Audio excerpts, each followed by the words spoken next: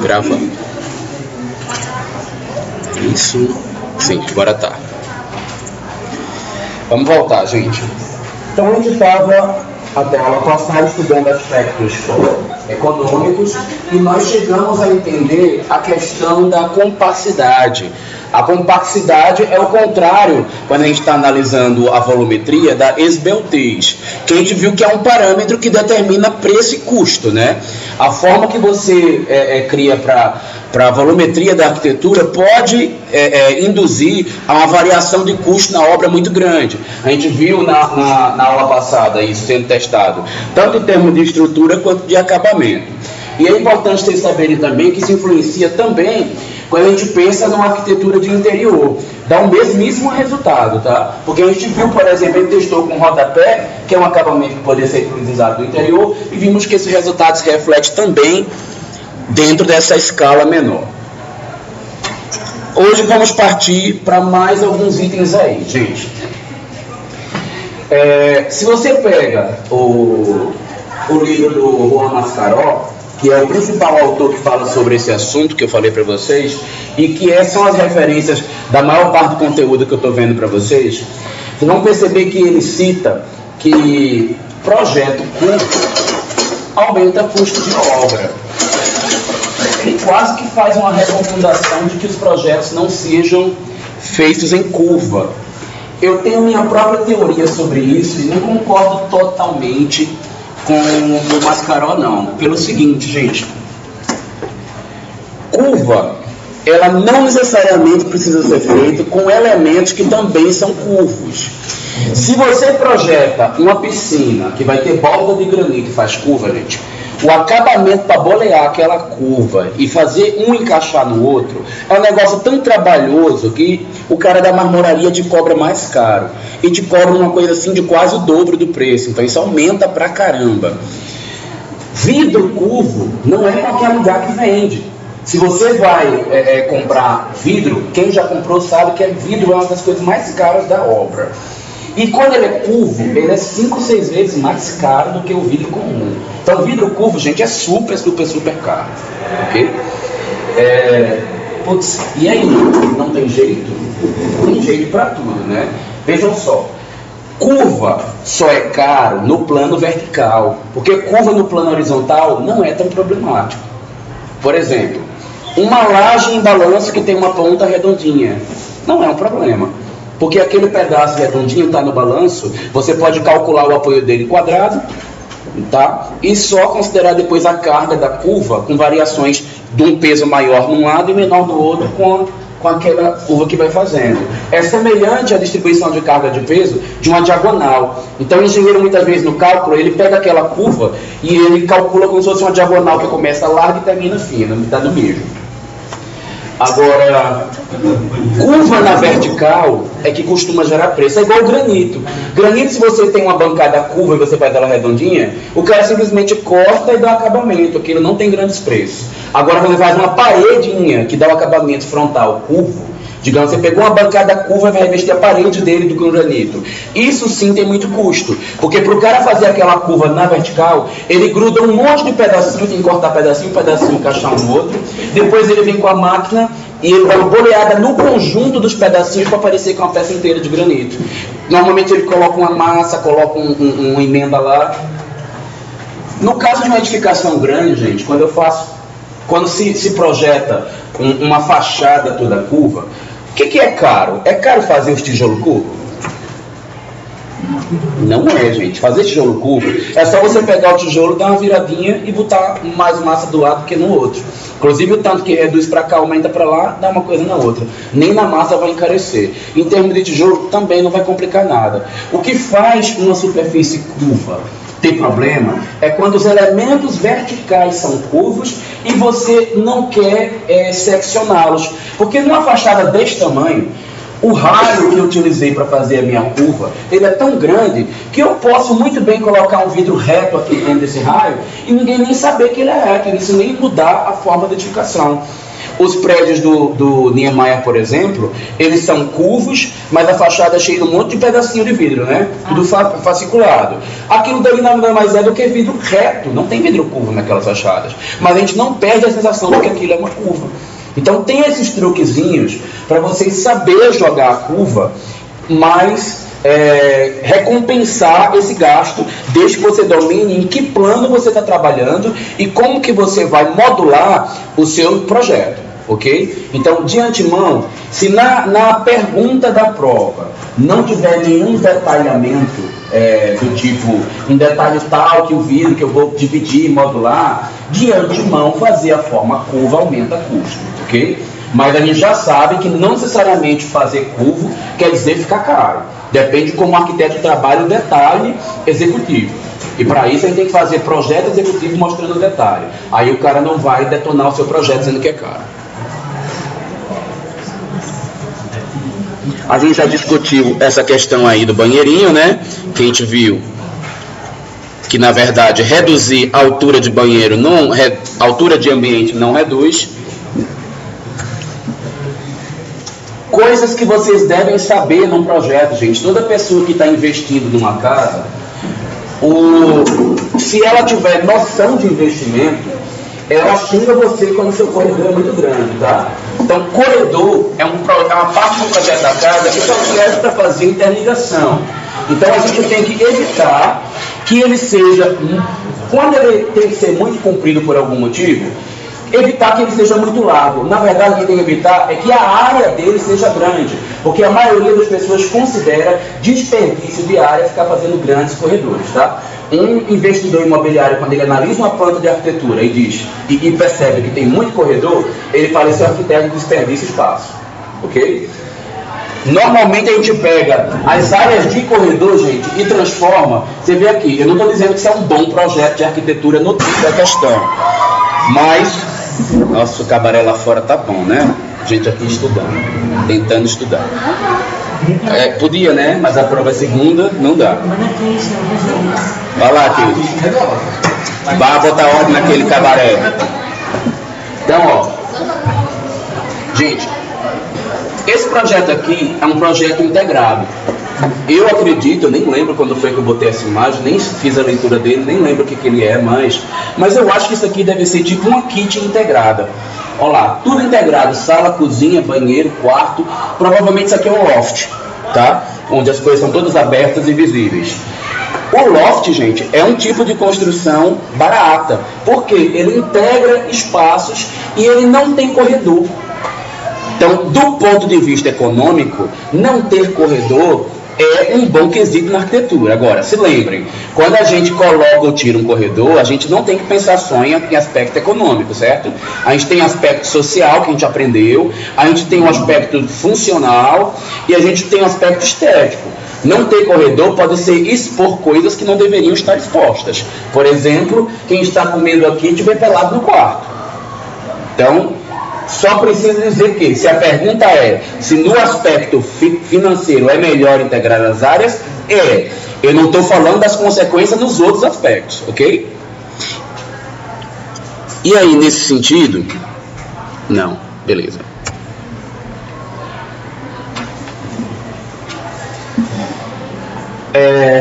Compacidade tende a reduzir custos. Esbeltez, tanto na horizontal, a gente já viu na horizontal, né, que gera custo, quanto na vertical também gera custo. Por quê? Não sei se vocês já perceberam que existe um limite para fazer edifício popular. Não tem um limite? Depois de X pavimentos não é mais? Isso é justamente porque o grau de esbeltez que uma edificação pode ter, ele tem um limite para que os pavimentos principais, os pavimentos iniciais, sejam baratos. Normalmente, a partir de 6 pavimentos, todo edifício se torna muito mais caro para se manter como popular. Então, não se costuma fazer prédio muito alto quando a intenção é popular, ok? Um prédio muito grande desse jeito aqui, você tem uma sobrecarga na parte inferior da estrutura, que normalmente não compensa o custo se o terreno que você está fazendo o investimento, ele não vale a pena. E para isso, daqui a pouco a gente vai estudar... Ai, Jesus! A gente vai estudar como que você identifica se nesse terreno é viável estar colocando um prédio que tem esses belters todos e se o seu custo-benefício vale a pena ter um mega prédio, ok? Mas tem muito que pensar não. Normalmente é a área nobre, a área que tem... Se o preço do terreno é alto, então você já sabe que é para você fazer isso aí mesmo, tá? Se a área é uma área de baixo, onde o preço do terreno é muito barato, normalmente não compensa fazer terreno alto, ou edificação muito alta.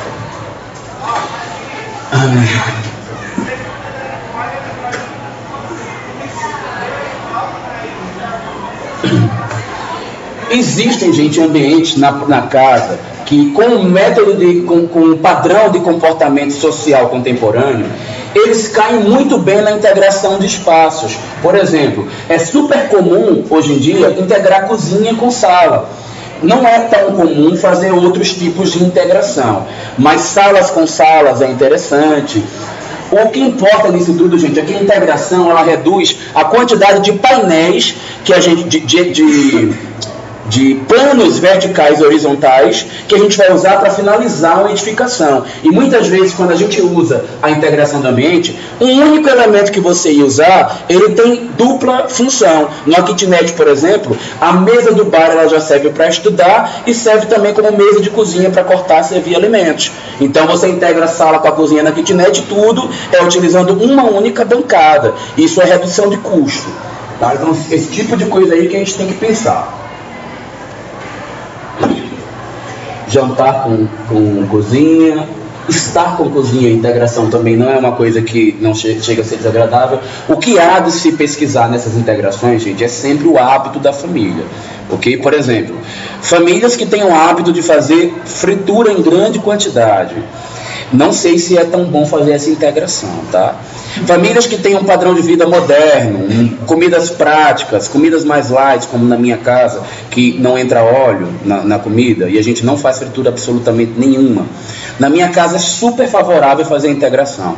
Até porque a gente só lava a roupa uma vez a cada 15 dias, uma vez por semana. Então, esses odores e essas trocas de gases, elas acontecem com menor frequência. Então, não tem grandes problemas.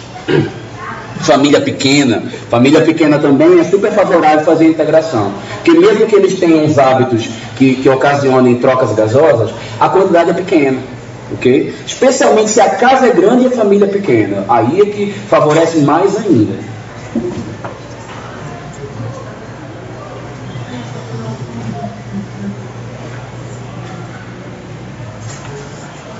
Bom, isso aqui é o conceito de kitnet, né, que eu acabei de falar, porque ele barateia. E aí a gente vai perceber, inclusive, gente, que por conta do conceito financeiro, algumas kitnets não vão passar no crivo de alguns dos aspectos que nós estudamos, como sociais, como funcionais, porque a funcionalidade de kitnet, ela é a parte. Ela é uma funcionalidade que se adapta ao padrão de vida normalmente de uma pessoa ou de um casal. Então algumas coisas a gente abre mão, como aquela visual para o quarto que não pode ser exposta. No caso da kitnet ou do loft, a gente admite que ela seja visível. Só que para isto, o padrão de família que está dentro desta área, ele já é adaptado a essa possibilidade. Ele já é do hábito da família, foi uma escolha deles utilizar isso. Mas a gente tem várias integrações. Aqui embaixo, por exemplo, a gente está vendo na sala com home office, que isso é super comum hoje em dia. E esse aqui foi o caso típico que eu falei, né? Tudo integrado num só. Cozinha, estar, quarto. Isso é a kitnet ou loft, né? Nossa, eu vejo muito esse projeto dessas integrações aí.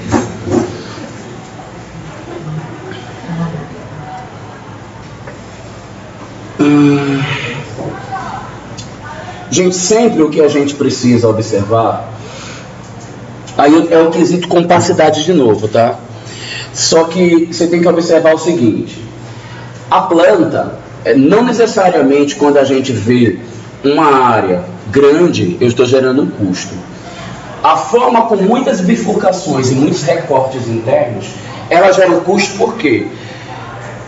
Pode ser que você esteja fazendo uma forma que aparentemente só tem compacidade, começa aqui.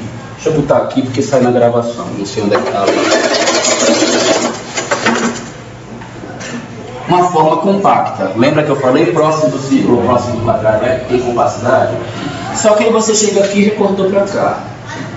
fez um outro furo aqui, começou a fazer coisa aqui, o que acontece? Você aumentou a densidade de paredes. Numa área menor, você tem mais paredes, inclusive, do que numa área maior.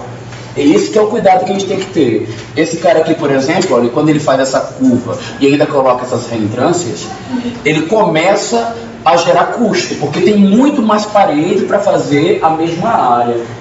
E aí vocês começam a ver, gente, aquilo que eu falei para vocês sobre o conflito entre o aspecto climático e o aspecto financeiro. Por que o investidor adora fazer casa chapadona com o sol batendo quente para dentro? Porque é barato.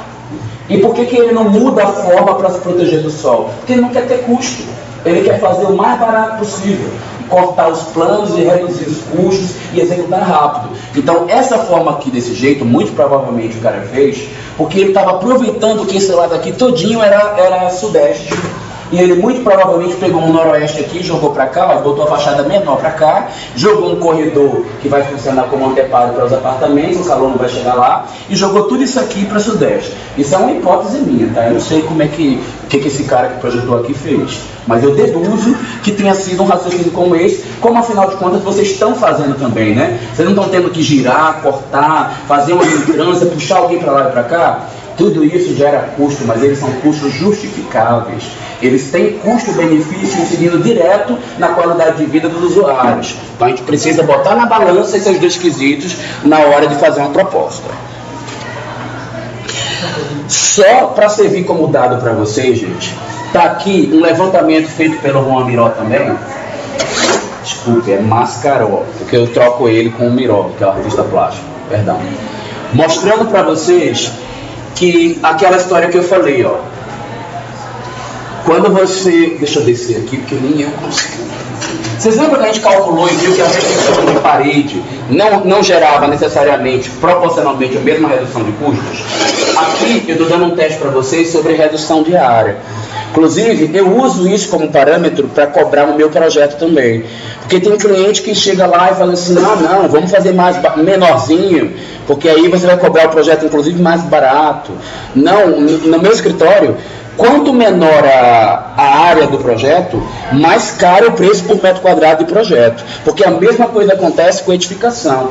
Se eu tiver uma edificação, por exemplo, ó, que eu tiver 60 metros quadrados, aqui ele está considerando 100% de superfície.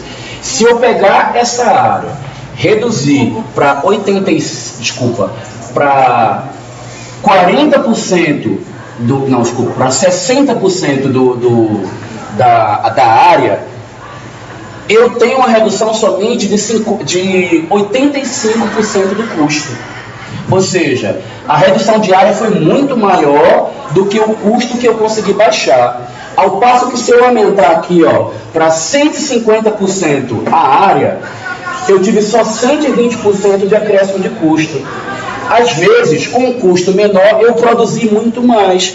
Talvez para o investidor seja muito mais interessante fazer maior por um preço mais em conta do que menor por um preço mais caro. E o investidor, ele obriga nós, ele induz nós arquitetos a errarmos nisso daqui, achando que ele está barateando o custo da obra dele. Normalmente ele não está. Ele paga por metro quadrado um valor muito mais alto quando ele te induz a fazer edificações pequenininhas. Agora, se ele te induzir a fazer unidades pequenininhas numa edificação grande, aí já é outro raciocínio. Realmente ele pode estar justamente fazendo uma área 150% maior com 120 de custo, ou seja, não é proporcional. Conseguiram entender, gente, que eu fiz uma confusão na hora de escrever? Ficou claro? Então, vou tentar explicar de novo. Uma edificação com 100% de área. Se eu dobrar a área, eu não dobro o preço. Por quê? Custo não aumenta proporcionalmente com a área. Custo aumenta proporcionalmente com a quantidade de elementos tecnológicos que vão integrar e a quantidade de mão de obra que integra aquela execução. Uma edificação que ela tem 100 metros quadrados, se eu aumentar para 150, mas não mudar os elementos tecnológicos, eu mantive o custo de todos eles, só aumentei o custo do tijolo. E o custo do tijolo é muito pouco. Eu estou resumindo o raciocínio, porque não é só de tijolo, né? A estrutura cresce um pouquinho, mas proporcionalmente ao que existia antes, o aumento de custo é bem pouquinho. Eu estou dizendo, o que eu estou querendo dizer aqui? Reduzir a metragem de qualquer construção, gente, aumenta o custo por metro quadrado. aumentou, reduz o custo por metro quadrado. Então, existem acréscimos de área que não mudam praticamente nada em custo. Entenderam? Melhor, né? Depois olha a tabela com calma, compara os valores, que vocês vão entender também esse complemento. Isso aqui, existe gente que faz orçamento de obra, gente que estuda só isso, que é preocupado só com essa história aqui de fazer custo. Toda construtora tem que ter um cara encarregado de se preocupar com isto e um investidor do outro lado que está coletando o que ele está fazendo. Normalmente, se chega à conclusão de fazer medições médias para que a gente não tenha essa história de pagar muito pelo metro quadrado de uma coisa que é construído pequeno. Outra coisa também, toda obra para iniciar tem um gatilho. Ela tem um custo fixo, que é de gerar certos documentos, de ter um arquiteto, de limpar o terreno, de fazer uma pancada de cuidar de documentação. Esses custos não tem como você eliminar. Então, independente de você crescer um pouco mais ou menos, você vai gastar eles. Então, já que você gastou eles, e já deu o primeiro gatilho que era caro, acrescentar uma areazinha a mais, custa muito menos, porque você não tem mais aqueles gatilhos que foram dados antes. Então, sempre se compensa aumentar a área para você aproveitar o investimento inicial. Outra coisa, fazer um bloco de construção inteiro tem um custo. Fazer dois separados são dois custos diferentes, porque são dois gatilhos. A fundação, a limpeza, o volume todo que eu tinha daquele primeiro, se eu for aumentando, eu aproveito tudo. Mas se eu gerar um novo, é uma nova fundação, uma nova limpeza, uma nova tudo. Então, normalmente, edifícios integrados têm custo menor, ok? E não estou dizendo que é para a gente só fazer coisas coladas. Eu estou dando a vocês, gente, consciência para discutir o que gera, o que não gera e propor o que gera em coisas que valem a pena, né? O que é a área de lazer desse cliente? Uma área nobre, uma área que vai aumentar a qualidade de vida da família. Então, ele é um volume solto. Compensa, ela é a parte plástica da casa que vai comparecer na visão da chegada. Então eu posso fazer um volume solto, ou eu posso assumir outra linha. Eu não tenho porquê e na minha forma deu certo, eu vou acomodar, porque eu gero menos custo para o meu cliente, por que não? Ok? Então tem que saber só que argumento você vai usar. Nenhuma das duas iniciativas eu estou condenando nem dizendo que é errado. Outra coisa, quando a gente vai projetar, não estou falando, eu estou dando exemplo de acabamento, mas na estrutura funciona assim, no tipo de vedação funciona assim. Tudo que a gente faz, conhecendo o módulo do fabricante, a gente diminui custo. Vou dar um exemplo aqui. Você vai fazer uma altura de revestimento. Eu já sei que a peça de revestimento padrão que tem a maioria no mercado para revestir áreas molhadas da cor branca, é que medida, Renato? Conhece? A maior parte das lojas vende revestimento para branco, para área molhada, de que medida? Depende, as quadradas. As retangulares? 30 por 60. Isso aí a gente sabe de cabeça de qual salteado, que a maioria das lojas só tem 30 por 60. Então o que eu vou fazer? Um revestimento que a gente atualmente, por uma questão econômica, não estamos mais revestindo até em cima, né? Está sendo um hábito do arquiteto revestir o mínimo possível as áreas, só onde realmente tem água. Se eu botar 60, eu não cubro a sujeira que respinga da água que vem aqui em cima, né? 1,20 pelo menos. Se eu aumentar de 1,20, eu vou pular ou para 1,20, 1,80, que é muito, ou eu posso botar uma peça deitada, mas eu já ataco a estética.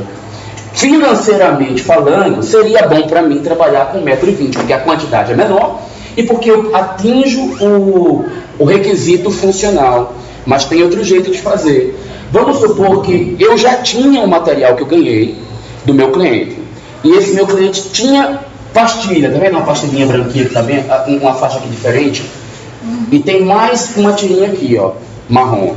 Então, eu decidi, por algum motivo estético, que eu não quero ficar mostrando a borda do acabamento, que é feio. Vou botar um granitinho em cima para esconder, ok? Tanto na pastilha fica as emendas, quanto na cerâmica fica vendo o biscoito. Vocês sabem o que é o biscoito? É a parte da massa da cerâmica que não levou vitrificação, é o biscoito, ok? Quando a gente diz que a cerâmica está velha, a gente diz que ela está parecendo biscoito. É porque alguém desgastou ou quebrou, aí mostrou o biscoito, tá? Linguagem de peão, essa história do biscoito. Isso a gente aprende com eles. Mas enfim, então eu queria esconder o biscoito. E eu já tinha uma pastilha, isso é super comum, tá? Meus clientes, quando me contratam, eles sempre têm alguma coisinha velha que está guardada que tem que aproveitar. Ou alguma coisa que eles compraram, junto com aquela amiga que é psicopedagoga, lembram dela lá? Aquela ordinária lá, que até hoje ela abomina os meus pesadelos. Hoje está gravando. Oi? Eu não falei o nome dela. Então, sim, o que eu faço? Eu posso aproveitar ainda assim e fazer a modulação, porque a faixa de pastilha eu descobri que dava 25 mais ou menos. O granitinho aqui dava 5, 30. Gente, 30 é módulo da metade de 60. Eu tenho duas opções. Ou virar a primeira peça com 30 e fazer as outras com 60 para dar 90 com 30, 1,20 m quando eu precisava para acabar com a parte funcional. Ou eu pego uma das peças, toro em duas e a metade de uma aproveito na outra. Não tem desperdício nenhum. Uso a peça inteira e não gasto nada. Gente, um dos maiores fatores que aumentam o custo na construção civil no Brasil é desperdício. É você desenhar de um jeito que vai cortar um monte e jogar fora, ou você criar uma tecnologia que depois que está tudo pronto, quebra de novo, enfia as coisas e vai aquele monte de entulho embora. As tecnologias contemporâneas, elas não têm desperdício. Drywall, só quando o projeto é ruim que dá desperdício, porque a intenção dele normalmente é aproveitar o espaço e remodular as travessas para não ter desperdício. Todas as modulações contemporâneas, elas usam esse tipo de lógica. Então, um quesito para poder reduzir preço, conhecer o módulo e usar. Aqui, por exemplo, na parede, eu tinha... Isso é rolo de fibra de palha. Fibra de palha tem uma horizontal e uma vertical. Estão vendo que tem uma diferença aqui de textura? Eu coloquei aí por motivos acústicos. Até mostrei isso na aula de acústica, né, para vocês. Eu poderia fazer de qualquer medida, só que eu sabia que o rolo tinha 90. Então eu peguei os meus quadradinhos e modulei com 45 para não dar desperdício nenhum. Eu usei cada centímetro da palha.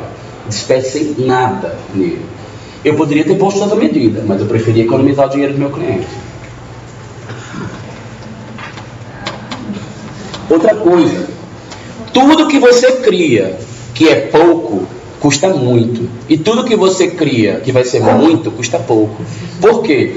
Produzir em larga escala gera muito lucro. E esse lucro você pode distribuir na quantidade e fazer com que o teu fornecedor te dê desconto. Sabe por quê? Se ele vai fabricar algum objeto que você criou conforme está lá no padrão.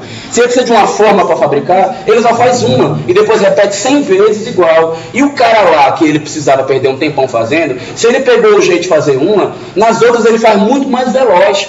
Então, tudo que é repetido, que é padronizado, padronizar revestimento, acabamento, estrutura, vedação, tamanho de ambiente, modulação, tudo que você padroniza, gente, desce o custo da obra também. Uma coisa é você chegar numa loja e fazer assim, me dá uma janela de 1 por 1,5, tem um custo por janela, vou chutar, custou R$500.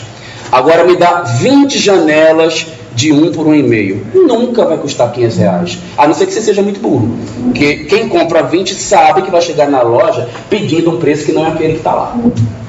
Todo mundo que faz negociação de construção civil faz esse tipo de negociação, tá? E se ele não faz, procure outra loja que ela vai fazer. Sabe como funciona o mercado de acabamentos? Ele funciona assim. Você vai numa loja e tira o orçamento.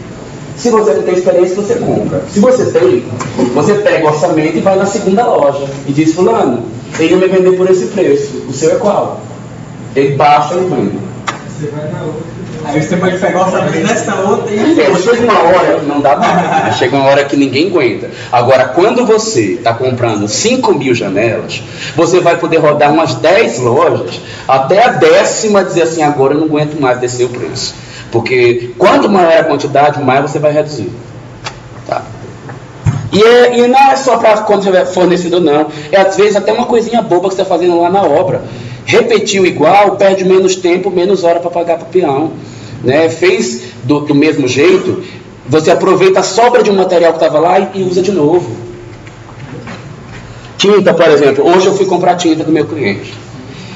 Aí você já sabe que gosta de colorido, né? Eu adoro fazer um ambiente colorido. Eu fiz no apartamento dele 4 cores diferentes em tudo quanto era ambiente. Por quê? Era assim, o meu cliente, na verdade, é o dono de um prédio e eu tenho uma subcliente que aluga o prédio para realugar para outras pessoas. Ela redecora e aluga.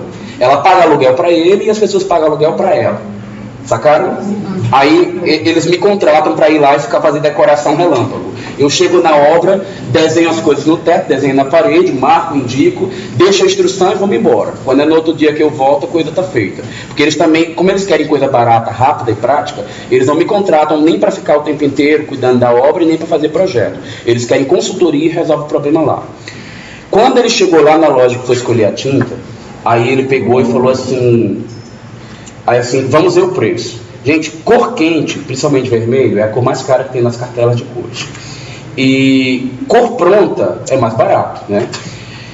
Variar de cor, o que sobra de uma lata não dá para usar na outra parede. Então você já compra uma outra lata para fazer a nova cor. E eu tinha 4 cores nos ambientes. Quando meu cliente viu os preços, viu tudo, ele falou assim, eu preciso baratear. Eu falei, mas é a estética do espaço? E aí a cliente do meio, né, a mulher que realuga, ela quer impactar, porque ela vai dizer para o cliente, contratar um arquiteto para fazer colorido e alegre, blá, blá, blá, blá, porque é o que ela fala para mim que ela quer, né? Eu estava falando as palavras dela para ele. Aí ele falou, cara, mas só que quem está pagando sou eu. Eu estou nem aí se ela quer que fique alegre, eu quero é que custe barato. Aí o que eu fiz? Reverti o meu plano de ação visual e simplifiquei de 4 cores para 2, porque reduzia 2 vezes o custo, né? Além das 2 cores que eu peguei, eram cores prontas. Das cores prontas, eu mudei os tons de mais quentes para mais frios, que também são mais baratos, mais claros, que também são mais baratos, escuros são sempre mais caros, e ainda padronizei, modulei para todo lugar igual, a maioria. Aí reduziu drasticamente o custo, reduziu 30% o custo que a gente estava fazendo. Ainda mudei o tipo também, que foi outra carta que eu tinha na manga. A gente estava utilizando uma tinta, acho que é premium, que é uma tinta de alto acabamento e tal, e eu falei, bota uma rende muito, que é uma que o acabamento não é tão perfeito. Mas enfim, para essa obra eu não podia ter acabamento perfeito. Isso eu já acabei de falar, já poderia ter deduzido, mas vocês vão perceber, gente, que existe hoje uma busca do ser contemporâneo por não ostentar excessivos objetos em locais onde eles não são estritamente necessários. Por exemplo, sai botando porta em tudo quanto é lugar. Gera custo, tem lugar que precisa de porta, é só uma passagem. Você pode deixar aberto, por exemplo, um corredor que você só usa de circulação. Por uma questão acústica ou por uma questão de privacidade, que é uma questão copresencial, você pode pôr a porta, mas economicamente é bom não tê-la. Revestimento. Gente, hoje em dia está super comum não fazer nada no banheiro. Só reveste dentro do box e pinta o restante. No máximo um rodapé. Isso é comum, tá? Isso não é falta de cuidado, de zelo, nem é economia excessiva, nem é cara pão duro, não. É porque realmente não suja, não usa. Para que eu vou botar? Agora, numa família onde existem crianças, que as crianças são atentadas, sujas, seja lá o que for, ou você tem uma pessoa desastrada, que nem eu, que sai sujando tudo o tempo inteiro, talvez não seja necessário. Nesse caso, seria necessário você avaliar o perfil da família. Mas a maioria das famílias hoje em dia, elas estão aceitando esse tipo de economia, ainda mais quando elas sabem que é porque você está economizando. Qual é a vantagem disso? Você vai investir direito o dinheiro do cliente. O sonho dele era ter um granito top, com aquele acabamento, com aquela resistência e durabilidade. Só que ele não pode, porque o banheiro está todo revestido. Você tirou o revestimento da metade do banheiro, e aí você foi lá e investiu na bancada que ele sonhou. Aí o cara vai valorizar o seu raciocínio, né? E você deixa de ser supérfluo e passa a ser inteligente para ele. Isso aqui eu já discuti no início, né? Porque às vezes eu começo falando com outro assunto e deixo para depois. A gente já comparou porcelanato, piso flutuante. Fica a tabelinha para vocês, só para vocês relembrarem. Olha a cadeia como é grande, né? Já este cara, ó, tudo só tem uma única cadeia de custos, enquanto aqui tem uma pancada. Bom, mas esse assunto a gente já discutiu, não vou tocar nele de novo. Bom, gente, a gente precisa então, já que eu falei que lá atrás, que a gente só sabe aonde investir num terreno e propor para o cliente quando a gente conhece 2 coisas. Primeiro, o perfil do lote, se ele é bom, se ele é ruim para o investimento. Segundo, o perfil do cliente, porque ele pode estar querendo investir numa mega área, mas ele está quebradão, não tem a menor condição de fazer isso. Bom, a minha experiência é que não é muito feliz o arquiteto que pergunta para o cliente quer pagar quanto? Ou você é rico ou você é pobre? Isso é feio, né? A gente não pode fazer essa abordagem. Mas tem maneiras de você abordar o cliente para descobrir. Eu costumo fazer o seguinte: eu começo a perguntar assim, você fica quantas horas em casa? Vou comendo pelas beiradas, né? Porque quando ele fala fica quantas horas em casa, ele já relaciona, eu trabalho X horas, e eu trabalhando X horas, eu fico as outras em casa. Aí induz ele a dizer que ele trabalha num órgão, ou ele é empresário, não sei o quê, então não dá tempo de ficar em casa. Entenderam como eu consegui chegar na profissão dele? Depois que eu descobrir a profissão, eu vou relacionar a quantidade de horas também que ele fica em casa. Há uma tendência natural da pessoa que ela muda de padrão social, quando ela está em ascensão, quando ela está na transição do meio para cima, ela trabalha muito, ela não fica nunca em casa, então ela está crescendo, ela está mudando de padrão de vida. Quando ela está...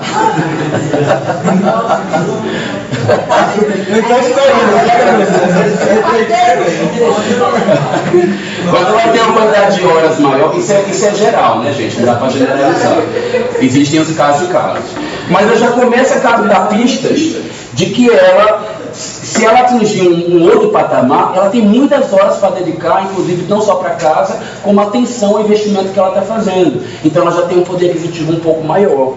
Aí você vai buscando, quantos filhos você tem? Quais são os seus hobbies? Se ele disser assim, eu jogo ali no boteco da esquina, é diferente de falar que faz golfe no fim de semana, né? São outros padrões, você começa a ligar os dados, porque sem querer ele vai colocando várias coisas que vai te dando pistas. E aí você consegue sacar, eu vou fazer um investimento baseado no perfil. Mas quando a obra é grande e o investimento não é só uma residência, é uma coisa grande, um resort, seja lá o que for, um clube, alguma coisa que envolva algo mais do que uma casinha, uma casa maior. Vocês precisam dominar então o perfil do lote na região, economicamente falando. E aí o que a gente precisa levar em consideração? Primeiro, condições geológicas e topográficas. O terreno, ele é arenoso, ele é lamacento, ele inunda, ou ele tem uma boa drenagem. Tudo isso faz o preço mudar. Viu? O terreno que enche d'água é um inferno. Ele é muito acidentado, vai ter que fazer muito movimento de terra para poder fazer terraplanagem. Como é a vizinhança? A vizinhança tem terrenos valorizados do lado ou não tem? Está tudo construído, porque está tudo construído, é uma área que está em grande crescimento. Se o dele está sobrando ainda, é uma área diferente ali, não é qualquer área. Como são as vias de acesso para você chegar nessas áreas? Tem possibilidade de transporte de carro? Tem avenida? Tem carro? Como é que está ocupando as áreas de dinheiro, que eu acabei de falar agora há pouco? Elas têm construções caras, baratas, está tudo muito construído ou pouco? Áreas que são muito construídas, elas tendem a aumentar de preço, porque elas viram alvo da especulação imobiliária. Elas ficam sendo visadas. É uma área segura ou uma área insegura? Né? E a Copresença fala muito sobre ser seguro e não ser, viu? Normalmente áreas que têm grande permeabilidade e que têm grande construtividade, elas tendem a ser áreas seguras. Áreas isoladas, elas costumam ser inseguras, especialmente quando elas ficam na fronteira entre áreas de dois perfis sociais diferentes. Por exemplo, área de mansões perto de área de favela, como tem em Recife, uma pancada. Isso é área de perigo constante, por isso que a cidade inteira é violenta, porque tem isso em tudo quanto é lugar. Você vê que aqui em Brasília a gente não tem tantos focos assim de proximidade, mas tem as regiões onde isso acontece. Aquela já tem menor segurança. Como que é a condição do espaço? A construção ela é reversível, ela é muito difícil de reverter. Isso no caso quando é uma reforma, né, no seu empreendimento. Então, dá para crescer futuramente após esse investimento inicial que ele está fazendo, ou você vai crescer ali e o gabarito da cidade que você está projetando não permite fazer muito mais coisa além daquilo. Uma coisa é você construir no local que só pode fazer um pavimento, a outra é 2, 3, 4, 5. Okay? Na própria Asa Norte, gente, tem casas que são mais valorizadas umas que as outras por conta do gabarito, que é um gabarito louco que tem na Asa Norte.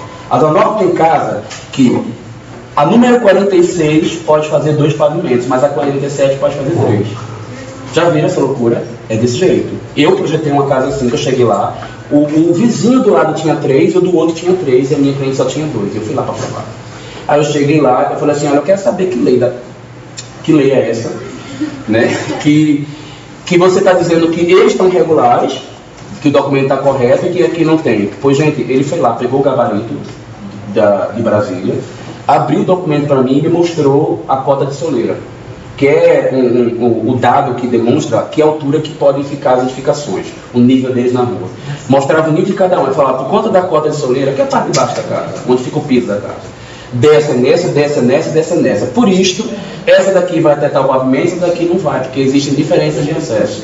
Resultado, a minha cliente só podia ter 2 pavimentos. E eu tive que quebrar a casa dela, assim, no projeto, né? Lá no local ela teve que quebrar um acréscimo de cobertura que ela tinha, que virou um terraço para ela lá em cima. E fazer só 2, que era impossível. Sendo que os vizinhos tinham 3, mais o quarto andar invadido. Ela hoje em dia deve ter invadido também. E existem diferenças de perfil, tá? O que é valorizado para uma classe social não é valorizado para outra. Por exemplo... Não. Eu estou falando da questão mais urbana para você chegar na condição de valorização do lote. Olha lá, os menos providos, ou seja, a população que tem um perfil financeiro mais baixo, eles buscam proximidade com os equipamentos públicos. Por quê? Eles não vão usar os particulares, então ele quer ficar perto do que é público. Hospital, escola, facilidade de acesso para transporte, o ponto de ônibus, a estação do metrô, esse tipo de coisa. Já as pessoas que têm um poder aquisitivo mais alto, eles estão preocupados com não ter violência e facilidade de acesso com automóvel particular. Então as necessidades mudam de uma área para outra.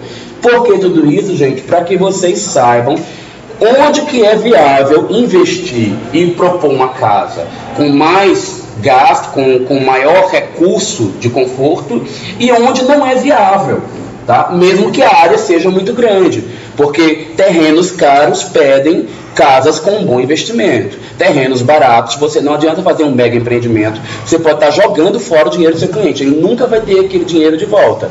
Fazer uma casa cara no terreno barato, pode ser que você depois venda ela pela metade do preço que você gastou. Então, mesmo que o único pedido que você pode atender, se não for usando esse raciocínio, é quando o seu cliente fala, esta é a casa que eu estou colocando para o resto da minha vida e futuramente pretendo que seja herança para filhos e netos. Aí sim, é uma coisa que vai seguir geração para geração, o interesse não é de venda. Mesmo assim, é importante alertar, tanto quanto aquela questão que eu falei na copresença, de que no futuro andar de cima perde o uso, né? A mesma coisa no financeiro. No futuro, essa casa vai, se ela for partilhada na herança, você não vai conseguir metade do dinheiro que você está investindo aí. Então, alertem os clientes. E acaba aqui, tá? Eita, pegou assim? Obrigado.